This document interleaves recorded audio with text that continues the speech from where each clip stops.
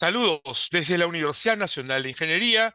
Les saluda Guillermo Ruiz a cargo de los coloquios desde la UNI.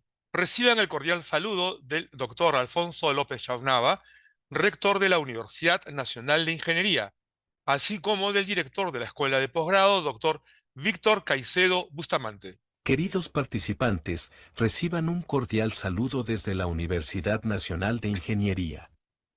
Nos complace darles la bienvenida a los coloquios organizados por nuestra Escuela de Posgrado, una iniciativa que busca brindar a los profesionales, especialmente a los educadores, actualizaciones sobre los últimos desarrollos tecnológicos.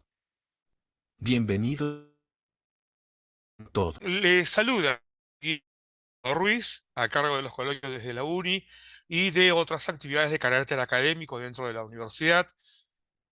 Se complace en anunciar su programa número 99 y el día de hoy para tratar un tema que importa a todas las especialidades. Desde mi particular punto de vista, considero que es un tema que importa mucho más a los educadores. Claro, después de los médicos, en particular de los neurólogos y también de los psicólogos, por cierto, pero las redes neuronales se han convertido en el acontecimiento científico más importante de los últimos 30 años, recogiendo experiencia de distintas vertientes, incluyendo la física. ¿Qué son las redes neuronales? Vamos a ensayar una aproximación a su entendimiento y empezaremos entonces citando que todo lo que acontecerá a partir de la quinta revolución industrial, que ya empezó en buena cuenta, todo aquello que comprenden los sistemas informáticos, las plataformas de datos, la explotación de datos para uso de gobierno, de las empresas, de los medios que tienen ustedes en sus manos, como el móvil y acaso un mensajero oral, como el Google y de otras herramientas más, todo eso está fundamentado sobre redes neuronales. ¿Qué son? Bueno, empecemos a revisar de qué se trata. Empecemos observando que el término, la frase redes neuronales se inaugura para referirse a ese gran acontecimiento cerebral que son los filamentos neuronales, microscópicas partículas que comprenden toda nuestra masa encefálica, nuestro sistema nervioso, y que se trata de billones de neuronas, cada célula en el cerebro es una neurona, y el acontecimiento, así lo dije, que comprende la actividad del pensar y la gran red de relaciones que configuran estas neuronas. Y dichas neuronas tienen además un origen para su formato bioeléctrico. Sí, producen electricidad, microvoltaje. Y esto ya se explicitó también desde la condición subatómica de la neurona. Pero estas redes neuronales, que conocemos así por centurias, hoy en día están acompañadas de otro acontecimiento que a propósito se ha elegido esta pizarra. Sí, tiene que ver con la robótica, tiene que ver con las máquinas que aprenden, pero lo que ustedes están observando en la pizarra, además de las figuras geométricas, además de las figuras matemáticas, además, en medio de todo este campo simbólico, son algoritmos. ¿Sí? Algoritmos. Y eso, a eso se refiere las redes neuronales que se utilizan en inteligencia artificial. Gigantescas capas de algoritmos capaces de procesar a una velocidad extraordinariamente pequeña grandes volúmenes de datos. ¿Y cómo lo hacen? Bueno, veamos. Cabría anotar que a estas redes neuronales que mencionan los informáticos, todos los que trabajan con computadoras, para ellos se trata de una nueva forma de computación inspirada en los modelos biológicos. Sí, en los modelos de las redes neuronales cerebrales. ¿Por qué inspirada? Porque estos algoritmos están construidos de tal manera que se comportan exactamente como las neuronas. Cada capa algorítmica es una neurona, esta se conecta con otra capa algorítmica y así sucesivamente por decenas o por miles y se constituyen lo que ahora se llama en informática, en computación, redes neuronales. Hagamos una pequeña diferencia con los vocablos informática y computación. La computación es el mundo de los programadores de computadoras y de los electrónicos que configuran sus circuitos. Informática es el tratamiento especializado de la información. ¿Qué hago con esos datos? ¿Para qué me sirven? ¿Cuáles utilizo? Eso lo define el informático. ¿Y cómo se engarzan, cómo se superponen, cómo se procesan? Eso lo hace el programador de computadoras.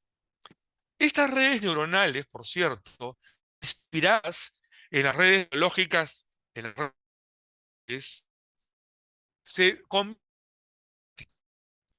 como una gran red de algoritmos, y dicho de otra manera, un número de elementos que procesan y que se organizan en distintos niveles, superpuestos, enlazados.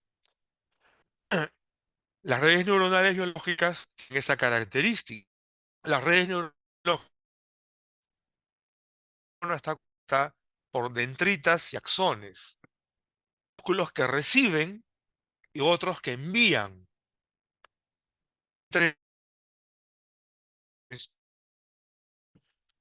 En ese nanoespacio vuela una señal impulso entre una a otra. Este acontecimiento es el que toman los computólogos, los desarrolladores de programas complejos basados en miles de algoritmos para llamarles neuronales artificiales. Estas redes neuronales biológicas, el modelo biológico original del desarrollo, es la placa neural. Al tercer día del acontecimiento del nuevo ser, del cigote, del espermatozoide que ha impactado y ha logrado que un óvulo se convierta en un cigote, en un nuevo ser, aparece lo que se llama la primera placa neural. Esa grandiosa elaboración del organismo humano convertido primero en placa neural, desde allí comienzan a brotar los millones de neuronas y de células que configuran luego los distintos órganos, huesos, piel, cabello, corazón, desde la placa neural. Cientos, miles, millones de capas o placas se empiezan a diseminar. Este acontecimiento de la vida es una célula especializada, caracterizada por poseer una gran cantidad de canales, ¿no? Que entran, salen, los que entran son las dendritas, los que salen son los axones, y así se interconectan y se crean redes neuronales.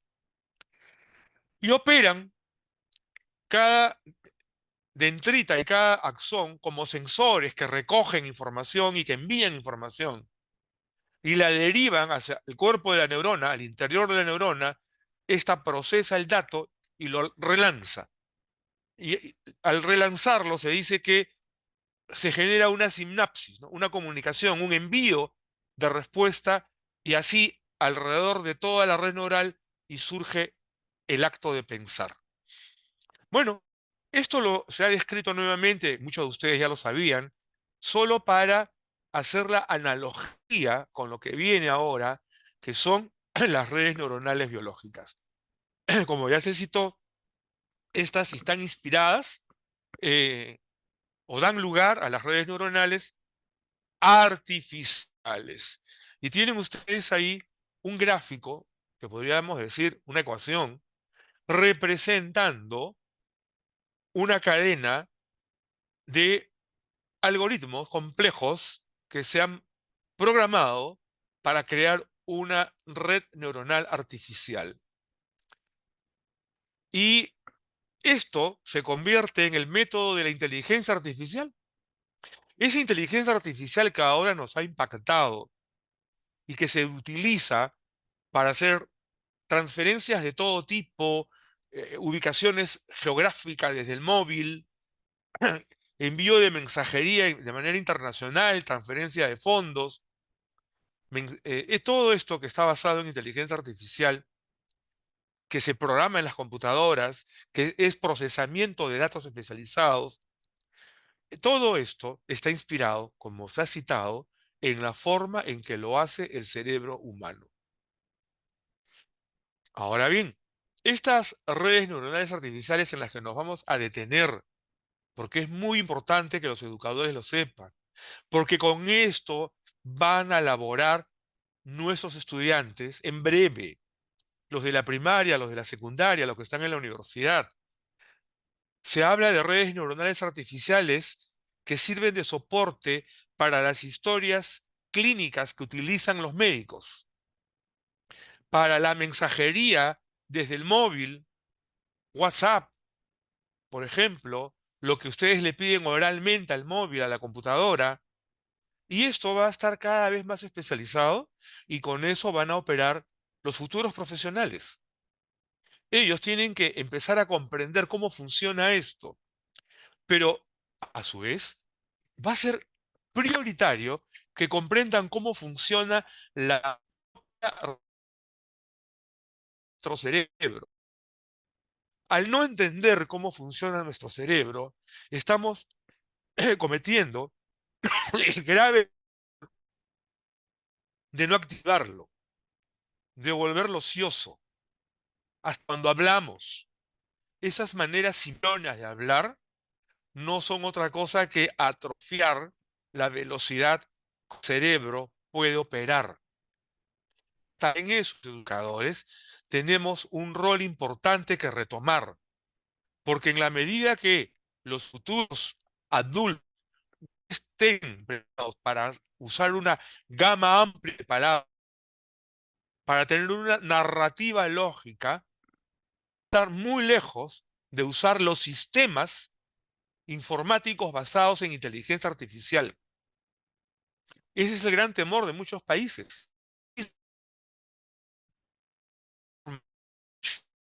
que se dan cuenta que sus poblaciones van a quedar frente a aquellas poblaciones que sí están mejor preparadas. Estas redes neuronales artificiales no es otra cosa que algoritmos complejos enlazados, matemática, modelos matemáticos, si quieren llamarlo de ese modo, también se denominan redes neuronales simuladas. O sea, tenemos redes neuronales artificiales y redes neuronales simuladas. Y estas son un subconjunto Machine Learning y el núcleo de los modelos de Deep Learning. Y ustedes dirán, ¿qué pasa? Nos están poniendo acá anglicismos, nuevas frases. Ah, pero ahora les voy a explicar qué es esto.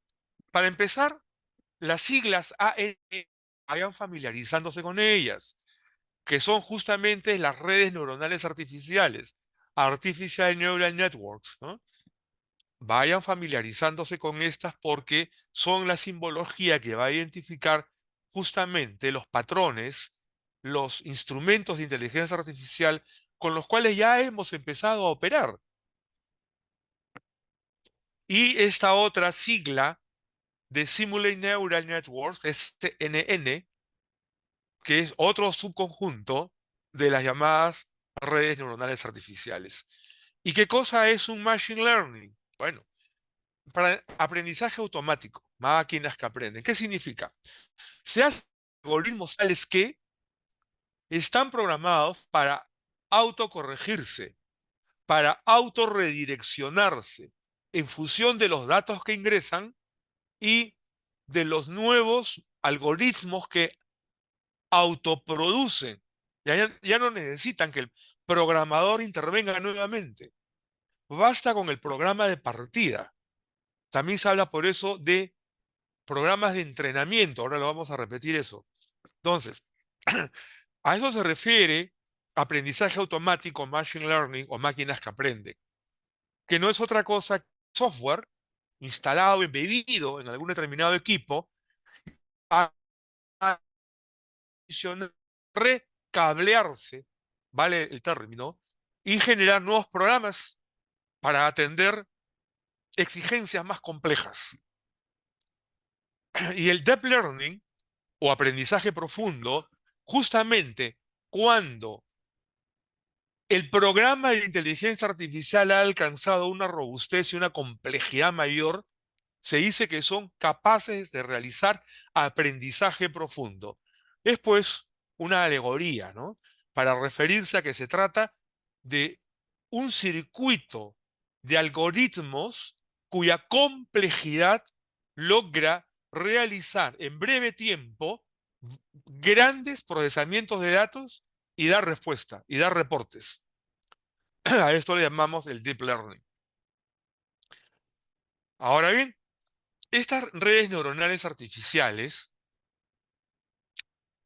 quedó claro, es un programa, pero también se le puede llamar un modelo matemático que opera en un machine learning, ¿no? Una máquina un físico.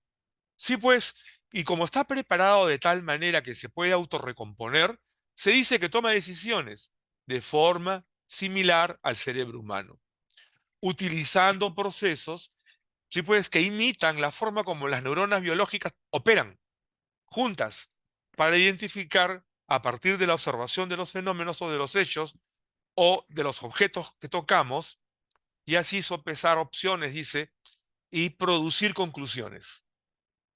Entonces queda claro que son modelos matemáticos, que son programas que están preparados para operar ya en sí mismos, ¿no? Son circuitos de programas. Estas redes neuronales artificiales continuamos para precisar que toda red neural consta pues de capas, ¿no? Cada algoritmo puede ser una capa o nodos. A cada capa, a cada nodo se le llama neurona artificial. Y cada capa de entrada, y hay capas de salida, y se dice que las que están al centro se llaman varias capas ocultas. Eso es una jerga, ¿eh? No es otra cosa. No quiere decir que son capas fantasmales, no. Es una jerga. Tengo un programa, tengo una capa o algoritmo complejo de entrada que recibe los datos, los procesa en otras capas y al final la capa de salida que genera los reportes es la que percibe el usuario. Entonces, el usuario generalmente se entiende con la capa de entrada y la capa de salida. Él no percibe el comportamiento de las capas ocultas, excepto el programador que en su momento elaboró dicho modelo matemático. Ahora bien, cada nodo, cada capa algorítmica, se conecta a las demás y tiene su propia ponderación y umbral. Claro, pues, cada algoritmo tiene una construcción para definir si recibe, por decir algo, colores, qué colores no, o qué números sí, qué números no, o qué construcción numérica, o qué construcción alfanumérica. Cada algoritmo tiene su propia ponderación y o umbral asociado. Si a la salida, dice acá, de cualquier nodo individual está por encima del umbral especificado, es decir, el umbral es mayor, mayor a 100, mayor a 100, menor a 1000, menor a 1000, el umbral mayor. Entonces, ese algoritmo va a procesar de tal manera que todo lo que esté por encima, de pronto lo va a pasar al siguiente algoritmo. De lo contrario, no lo pasa. porque el umbral asociado está definido para tratar datos distintos al umbral que se ha construido, ¿no? Entonces, ven, ustedes, eso no es otra cosa que matemática convertida en un algoritmo que programa computadoras. Estas redes neuronales artificiales o redes neuronales también se basan en datos de entrenamiento. Sí, una vez hecho el programa, lo que hace el computólogo es empezar a entrenar, empezar si funciona la eficiencia del algoritmo, ¿no? Para operar los datos que se le proveen y así mejorarlo de tal manera que esté a prueba de errores, ¿no? A prueba de riesgos.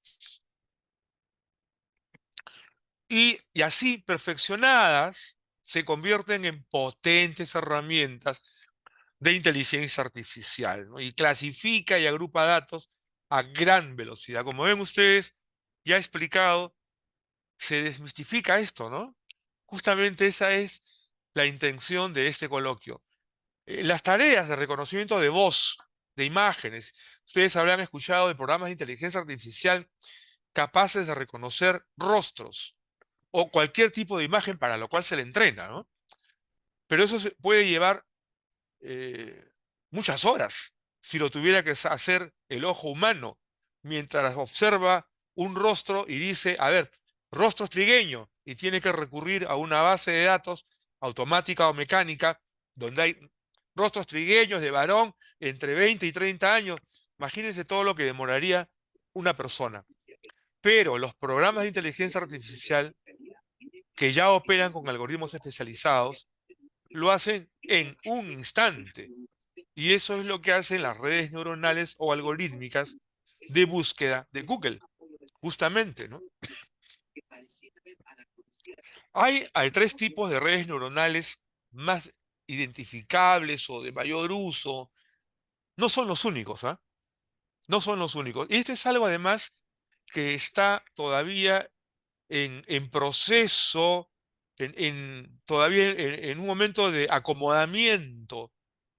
Y considero que los patrones definitivos que van a establecer tipos, alcances, dimensionalidad de estas redes neuronales artificiales estarán ya listos a lo largo de este o del próximo año en que se está trabajando tanto producción de esta naturaleza.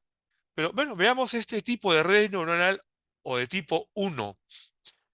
El perceptrón, acá tienen ustedes una palabra nueva, la red neuronal más antigua, ¿no? La red artificial más antigua. El perceptrón también ha sido tomado de la biología, por si acaso, ¿ah? Frank Rosenblatt es uno de los matemáticos, de los científicos que trabajó mucho. Esto no fue el primero, por cierto, pero él en el año 1958 dio el concepto de perceptrón, ¿no? Que redes neuronales de avance o multicapa, lineales. Este modelo es el más simple, el perceptrón, que es una neurona. ¿Y por qué se dice visible? Porque puede ser la neurona que otorga datos o los datos que ingresan a una neurona. Es un modelo matemático simple de una neurona. A eso se le llama el perceptrón, el que percibe. Percibe, procesa y emite el perceptrón. Tal como usa o ocurre con las neuronas del cerebro humano o de cualquier cerebro biológico. Este concepto, que es el más antiguo, hoy se utiliza para identificar patrones. Patrones, otra palabra que ustedes deben tener en cuenta, que sus estudiantes hoy en secundaria o en la universidad se van a familiarizar con este término. Porque así como ahora se dice que tu programa esté lógicamente bien estructurado, dentro de poco vamos a decir que tu programa tenga patrones suficientes para operar en el reconocimiento de datos de esta empresa. ¿Sí? Vayan familiarizándose con esa manera de identificar programas, identificador de patrones. Y esto es un modelo capaz de generalizar, ¿no? Aprende una serie de patrones, reconoce otros patrones, aunque estos no hayan sido incluidos en el entrenamiento. O sea, en la primera etapa de perfeccionamiento del programa. Pero conforme pues va asimilando patrones y se va recableando, llega un momento en que se robustece, así se habla ahora de los programas de inteligencia artificial, se robustece y puede ya aceptar otros patrones. Así que ya tienen ustedes nuevas palabras para su diario hablar, ¿no? Los patrones, que no es otra cosa que los identificadores programados y que son los ejes de los modelos algorítmicos que se producen. Pero esto es lineal. Entonces, luego apareció un problema, ¿no? Que en la vida, cuando ponían a los programas a reconocer, por ejemplo, en medicina, eh, todo no es lineal. Entonces aparecieron las redes neuronales de tipo 2, llamadas convolucionales. Ahí tienen ustedes otra palabrita, ¿no? Que ahí está en inglés, ¿no? Redes artificiales convolucionales, que son similares a las redes de programación hacia adelante, o sea, forward, pero generalmente son utilizadas para reconocimiento de imágenes, o sea, ya no solamente datos lineales, sino imágenes, o sea, patrones para imágenes, o lo que llaman computación visual, computer vision. Ya estas son redes neuronales de tipo 2 más complejas. Y estas aprovechan el álgebra lineal en particular y la multiplicación de matrices. Y así identifican patrones dentro de una imagen, justamente, ¿no? O sea, ya son patrones más complejos, patrones de imágenes. Y la de tipo 3, las recurrentes, o sea, tenemos las receptrón, las más complejas convolucionales y ahora más complejas recurrentes, por bucles, ¿no? O sea, se retroalimentan, algoritmos elaborados para que se retroalimenten. Y se utilizan principalmente en datos de series temporales, para hacer analítica predictiva, analítica espacial, en general analítica temporal, para hacer predicciones sobre resultados futuros, porque ya entran pues muchos datos de comportamientos diversos, mercados, por ejemplo, ¿no? Es una data muy compleja, muy diversa. Entonces, las empresas que colocan productos en el mercado utilizan ahora inteligencia artificial de tipo 3 recurrentes, que permiten hacer grandes volúmenes de procesamiento y con diversidad de patrones. Bien, veamos por favor ahora este video.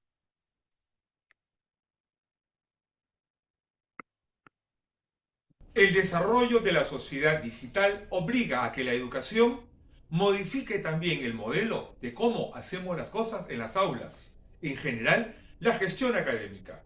Y para eso necesitamos que los educadores se involucren. Es urgente que ellos colaboren con el proceso de transformación digital, sobre todo a portas de la transformación cuántica que se avecina. Señores profesores del país, están invitados a especializarse en el empleo de la tecnología digital en la gestión educativa. Sí, nuestra generación vivirá intensamente el empleo de la tecnología digital. La Universidad Nacional de Ingeniería les invita a especializarse en el Diplomado de Tecnología Digital y Gestión Educativa. Voy a advertir a la producción, que en el flyer dice 5 de agosto, pero el próximo diplomado empieza en octubre. Así que estamos a tiempo para quienes quieran ingresar a la siguiente promoción. Am, bueno, Eso es algo que hemos repetido a lo largo de los coloquios de los últimos meses, cómo las aulas han evolucionado y de ser aulas multimodales, pues pronto vamos a pasar a tener aulas de carácter holográfico, con imágenes holográficas. Y esto ya existe. Ya incluso acá en Perú hay un colegio, ya por La Molina, que tiene equipos con material holográfico. El primero o el único por ahora, pero tengan la seguridad que en poco tiempo más eso se va a multiplicar. Y los profesores tenemos que convertir esas holografías en recurso didáctico. Y además esas holografías van a ser procesadas por computadoras cuánticas. Universidades brasileras, chilenas, mexicanas ya las tienen. Y estoy en condiciones de eh, comentar que la Universidad Nacional de Ingeniería en breve también va a tener su primer stock de computadoras cuánticas. Lo que se avecina, profesores, profesionales que nos acompañan o estudiantes que están en la sala en este coloquio, es un cambio sumamente más veloz y más profundo del que produjo las computadoras tales como las conocemos ahora. Lo que ocurrió en la década del 80-90, cuando las computadoras son incorporadas a las aulas, a las oficinas, a las fábricas, va a tener como comparación con lo que viene, pues algo así como 1 a 1 millón. Así de diferente va a ser. Tenemos que prepararnos. La holografía va a ser el recurso próximo, ya y casi inmediato, en las oficinas, en las fábricas, en las aulas. Holografías que van a generar nuevos modelos para estudiar, así como para producir bienes, servicios, decisiones de gobierno, lo que fuese. Y esto va a estar replicado en nuestros celulares, que también van a producir holografías. Así que prepárense, preparémonos. El Diplomado de Tecnología Digital y Gestión Educativa, a propósito, comprende 2 semestres y 6 cursos. Y los criterios y las competencias para cada ciclo están definidos de tal manera que en el primer ciclo se identifica la disponibilidad de la tecnología digital para dar soporte. O sea, ¿qué hay? ¿Cuánto se avanzó? Incluyendo inteligencia artificial, realidad aumentada, robótica, machine learning, en fin, disculpen por favor el efecto invierno que tengo. Y en el segundo ciclo ya aplican, ejercitan, producen recursos basados en tecnología digital para dar soporte al proceso educativo. Al término, optan el diploma en tecnología digital y gestión educativa, ¿no? Eso es lo que tenemos preparado en octubre, es la próxima promoción. La tecnología digital, por ahora, ya tengo que cambiar, ya dentro de poco voy a tener que cambiar a tecnología cuántica. Y la gestión educativa, además del equipamiento, por ahora computadoras digitales, por ahora móviles digitales, por ahora robótica digital y aplicación. Me detengo un instante acá. Es probable que algunos de los educadores o profesionales que están en la sala digan, ¿cómo voy a programar? Programar era un arte, programar era complicado en la década del 60, las grandes computadoras, 70, 80, cuando llegó la microcomputadora, los primeros programadores para software de primera generación de microcomputadoras, pues se hicieron muy famosos, ¿no? Ganaban muy bien, lo siguen haciendo, pero ahora ya no se necesita de tantos programadores. ¿Por qué?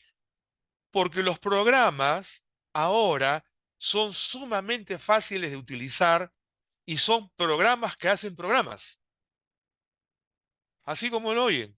De manera que ya hoy ya no se dice programar, se prefiere decir desarrollar aplicaciones, porque repito, hay programas muy fáciles de utilizar que no se necesita ser matemático, ¿no? Y pueden hacer programas con dichas con dichos programas, ¿no? Python es uno de ellos, les recomiendo, aprendan Python. Bueno, y la conectividad, todo lo que es Internet, la conectividad trae consigo también la protección y cuidado con ataques, ¿no? Hay que ser muy cuidadoso con la ciberprotección.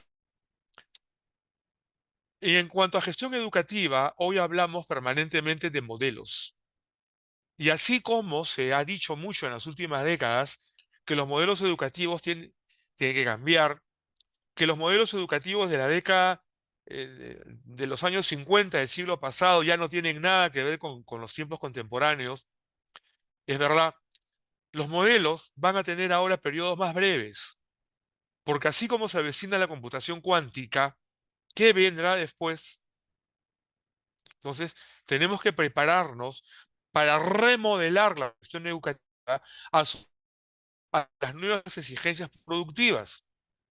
Hay que hablar también de bioética, hay que hablar también de ciudadanos sólidamente éticos. Bueno, los procesos de la gestión educativa, ahora hay un nuevo subproceso que es la analítica predictiva. Ayer conversaba con un grupo de profesionales del Centro de Altos Estudios Nacionales y discutíamos justamente sobre este tema porque los educadores ahora adquieren la obligación de decirle a la sociedad en qué servirán sus promociones de egresados. Lo que significa que la estadística de notas ya no tiene valor.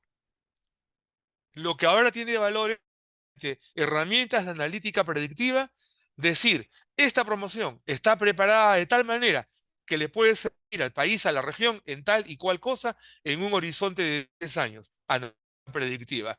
Y en un horizonte de 10 años o más, hasta 50 años, predictiva del humano. Y eso está en manos de los educadores, porque ellos saben cómo está su materia prima, el producto educativo. Así que, caballeros, las facultades de educación se tienen que modernizar o quedamos fuera del el acto formativo de educadores tiene que incluir estas herramientas pronto, rápida y eficientemente, de manera que los logros puedan convertirse en indicadores de desarrollo. Y esta es la parte importante para el educador, la gestión educativa, ¿no? En el modelamiento, en el soporte a los procesos y en el desarrollo de logros usando tecnología digital. Los educadores con los cuales trabajamos en este diplomado, todos ellos tienen una vasta experiencia, todos ellos son expertos en educación digital, técnicas, metodología. Repasemos esto del cableado neural. Las redes biológicas se recablean, ojo. Luego de cada estímulo, luego de cada actividad de aprendizaje, el cerebro humano se recablea. Lo mismo ocurre con estos algoritmos a los que no hemos referido el día de hoy. Se recablean porque están preparados para eso. Los patrones algorítmicos van incorporando el manejo de nuevos algoritmos que se reformulan e incluso generan nuevos patrones. Precisaba que somos los educadores quienes tenemos mucho más responsabilidad que cualquier otro profesional, que cualquier otra autoridad en lo que se avecina. Tenemos que preparar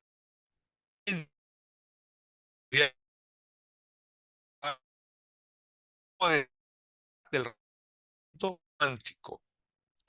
Y esto, que los decanos de las facultades de educación tomen una iniciativa nacional para lograr el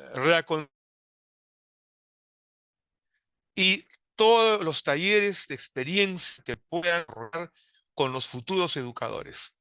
En una entrevista fui preguntado sobre el qué hacer y mi respuesta fue política, pero no dejó de ser técnica y fue tomemos un tiempo de nuestra historia para formar al maestro que necesitamos.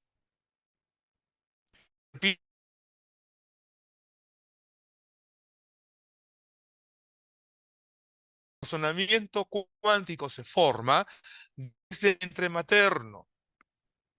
En inicial ya hay que empezar a trabajar con las capas cerebrales, no solamente con los hemisferios. Mucho en primaria, mucho en secundaria, de manera que los egresados de la secundaria lleguen a la universidad ya con una formación ética, ya con un razonamiento lógico potencial. En lo personal, a sabiendas que hay un error de traducción, no utilizo las habilidades blandas. Debemos utilizar preferentemente habilidades potenciales, porque es blandito, sino profesional. Potencialmente, las potencialidades del razonamiento. Bueno, alguna sugerencia institucional en razón de la cultura y de la tecnología. Informar a los docentes sobre las redes neuronales y desmistificarlas.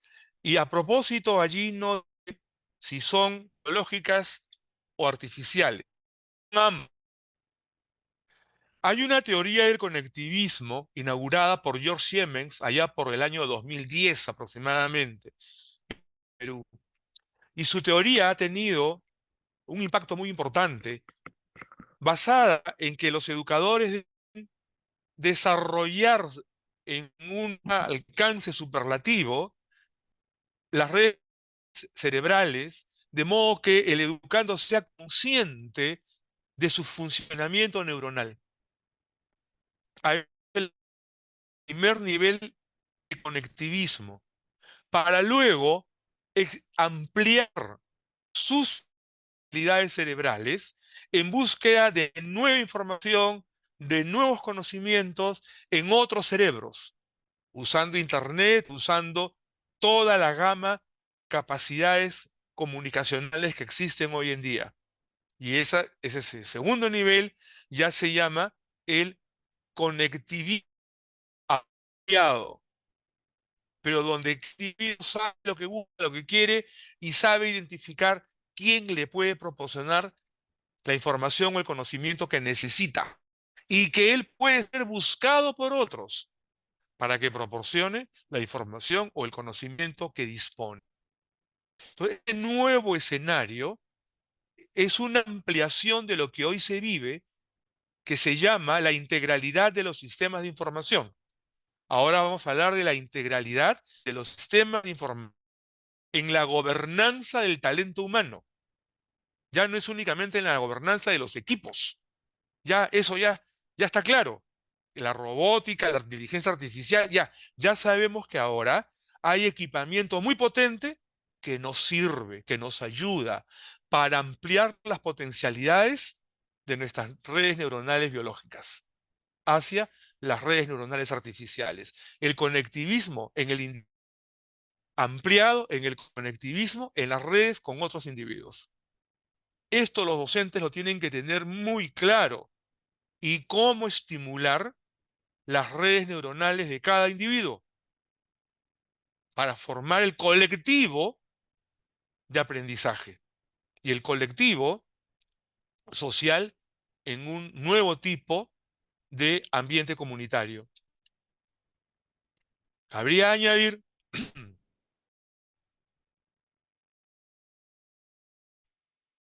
que se debe ofrecer a los educandos mayor comprensión.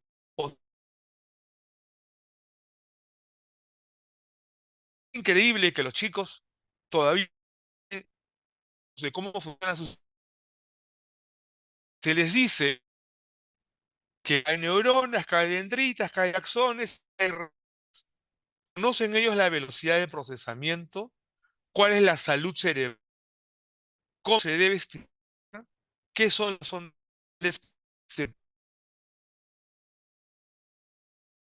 horas motor que hace posible que neuronas adquieran mayor velocidad de interconexión? Ojo a lo citado. ¿Cuál es el ejercicio motor? ¿Cuál es el ejercicio de motricidad, de coordinación motora que estimula las redes neuronales? Muchos profesores no lo tienen claro y los estudiantes tampoco.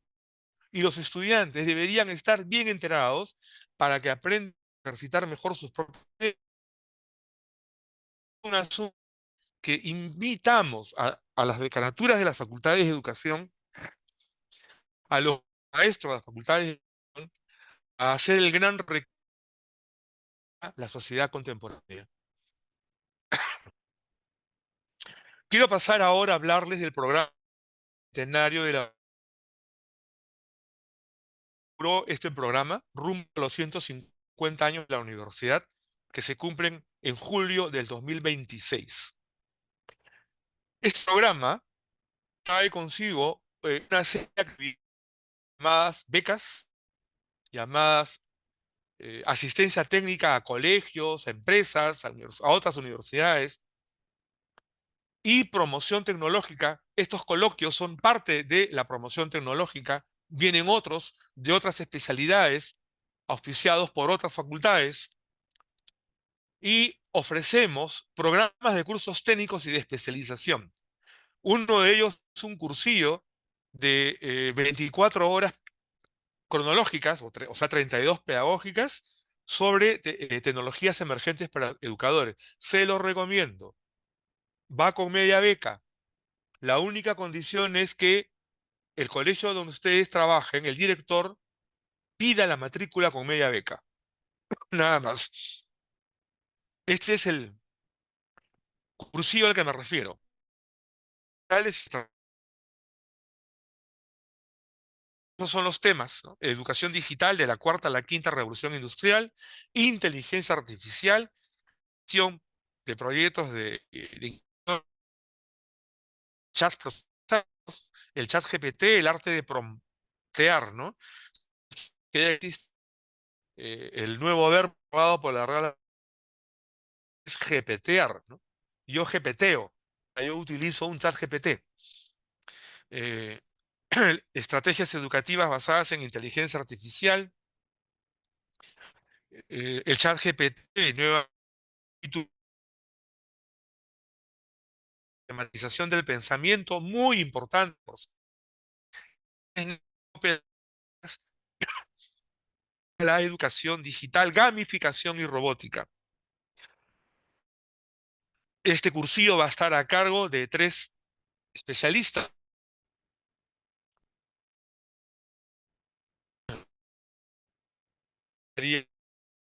Una profesora a quien conozco de muchos años y sé de su trayectoria, Carlos Hernández, un sanmarquino que está en el estado de docentes de la UNI, el autor de Illari, quizás ya han oído hablar de Illari, que ha ganado muchos premios, y quien les habla.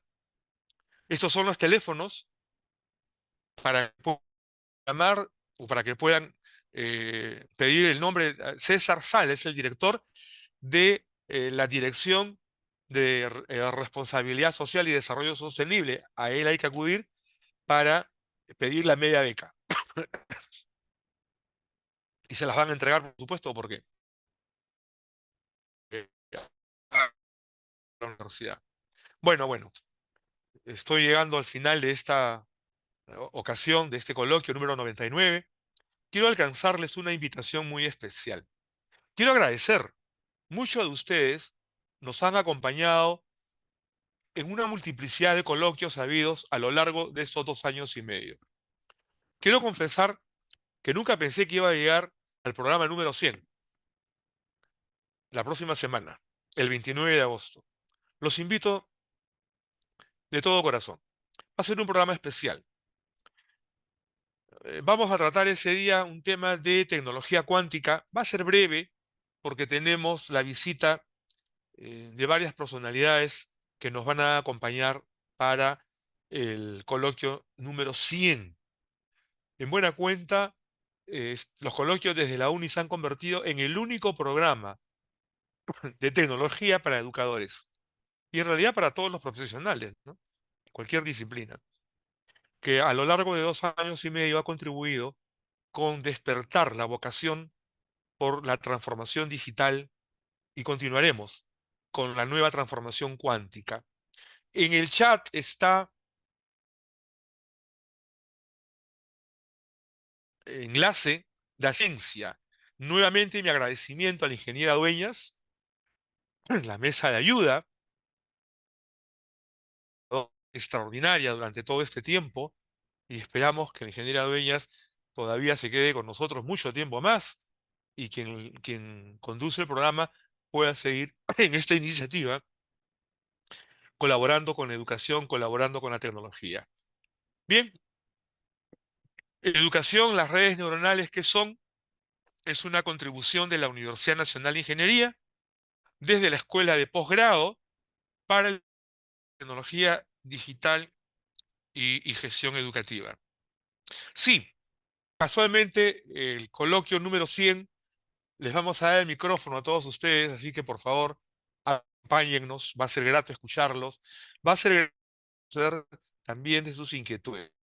Se denomina coloquio porque les entregamos información y les entregamos materiales. Estos PPT, ustedes solamente lo piden y se lo vamos a dar, porque queremos que ustedes lo dialoguen con sus colegas, lo divulguen, que se genere una cruzada informativa que vaya promoviendo nuevas generaciones de educadores que hagan las cosas apropiándose de la tecnología, pero apropiándose eficientemente de ella.